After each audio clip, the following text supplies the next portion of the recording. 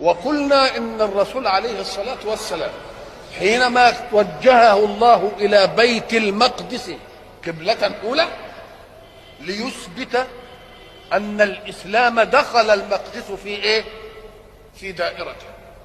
لو لم يصنع ذلك ربما قالوا لا، قبلتنا احنا وقبلتك، ولكن الله أراد بأن يوجه المسلمين إلى بيت المقدس ليدخل المقدس في قداسة الإسلام، وجعل إسراءه صلى الله عليه وسلم من مكة إلى بيت المقدس أرض أيضا ليبين أن المقدس دخل أيضا في حوزة الإسلام.